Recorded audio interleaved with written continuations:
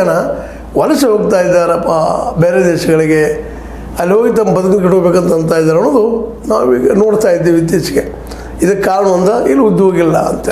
ಹಾಗಾದ್ರೆ ಇದಕ್ಕೆ ಪರಿಹಾರ ಏನು ಅಂತಿದ್ದು ಅಮೇರಿಕ ಅಂತ ಇವತ್ತು ನಿಶ್ಚಿತವಾಗಿಯೂ ಒಂದು ಗಟ್ಟಿ ನಿಲುವು ಅಂತ ಹೇಳಿದದು. ನಮ್ಮ ಜೊತೆಗೆ ಇಂಡಿಯಾ ವ್ಯಾಪಾರ ಮಾಡ್ತದನೋ ಬಿಡ್ತದನೋ ನಮಗೇನು ಸಂಬಂಧ ಇರೋದು. ಅದು ನಮ್ಮ ರಾಷ್ಟ್ರದ ಉಳಿವು ನಮ್ಮ ಸಂಸ್ಕೃತಿ ಉಳಿವು ನಮಗೆ ಮುಖ್ಯ. ಮತ್ತು ಭಾರತದ ಈ ಒಂದು ವಲಸೆ ಬಂದಂಥ ಜನ ಅಮೇರಿಕ ತುಂಬಿಕೊಂಡು ನಾಳೆ ನಮ್ಮ ಭವಿಷ್ಯ ಏನು ಅನ್ನೋದು ಅವ್ರಿಗೂ ಭಯ ಆಗ್ಲಿಕ್ಕತ್ತದ ರೀ.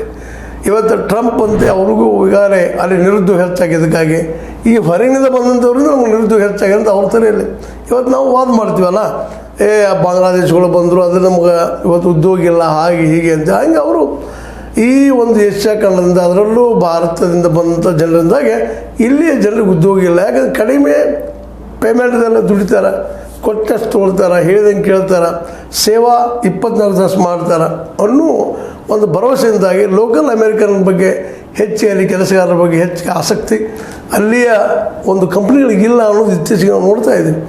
ಹೀಗಾಗಿ ಟ್ರಂಪ್ ಇದ್ದಂಥವ್ರು ವಿಶೇಷವಾಗಿ ಈ ಆಯ್ಕೆಯಲ್ಲಿ ಅವ್ರ ಮೇನ್ ಏನಪ್ಪ ಅಂದ್ರೆ ಅಮೇರಿಕಾದವ್ರಿಗೇನ ಬೇರೆದವ್ರಿಗೆಲ್ಲ ಅನ್ನುವಂಥ ನೆಲೆಯಲ್ಲಿ ಪ್ರಚಾರ ಮಾಡಿದರು. ಅದಕ್ಕೆ ಅಲ್ಲಿ ಜನನೂ ಸ್ಪಂದಿಸಿದ್ರು. ಇದರ ಅರ್ಥ ಏನಪ್ಪ ಅಂದ್ರೆ ಅವ್ರಿಗೆ ಅಲ್ಲಿ ಉದ್ಯೋಗ ಇಲ್ಲ, ಅಲ್ಲಿಯೂ ಉದ್ಯೋಗಗಳು ಇಲ್ಲದ ಪರಿಸ್ಥಿತಿಯಿಂದಾಗೆ ಅನಿವಾರ್ಯವಾಗಿ ಏಷ್ಯಾದಿಂದ ಬಂದವರಾಗಲಿ, ಚೀನಾದಿಂದ ಬಂದವರಾಗಿರ್ಬೋದು, ಏಷ್ಯಾ ಖಂಡದ ಚೀನಾ ಆಗಿರ್ಬೋದು, ಭಾರತ ಆಗಿರ್ಬೋದು, ಪಾಕಿಸ್ತಾನ ಆಗಿರ್ಬೋದು, ವೆಸ್ಟ್ ಬೆಂಗಾಲ್ ಆಗಿರ್ಬೋದು, ಇಂಡೋನೇಷ್ಯಾ ಆಗಿರ್ಬೋದು, ಯಾವುದೇ ದೇಶದಿಂದ ಬರಲಿ ಅವ್ರನ್ನ ಕಳಿಸೋದು ಅಂತೇಳಿ ನಿರ್ಧಾರಕ್ಕೆ ಬಂದಿದ್ದಾರೆ. ಮತ್ತು ಕಳ್ಸೋಕ್ಕೆ ಶುರು ಮಾಡಿಬಿಟ್ಟಿದ್ದಾರೆ. ಅದರಲ್ಲೂ ಮೆಕ್ಸಿಕೋ, ಅಲ್ಲೇ ದಕ್ಷಿಣ ಅಮೇರಿಕಾ, ಮೆಕ್ಸಿಕೋ ಆಗಿರ್ಬೋದು, ಅರ್ಜೆಂಟೀನಾ ಆಗಿರ್ಬೋದು, ಬ್ರೆಜಿಲ್ ಆಗಿರ್ಬೋದು, ಅವರು ಜನ ಸಾಕಷ್ಟು ಅಲ್ಲಿ ಬರ್ತಾ ಇದ್ದಾರೆ. ಅಲ್ಲೂ ನಿರುದ್ಯೋಗ ರೀ. ಆ್ಯಕ್ಚುಲಿ ಇವತ್ತು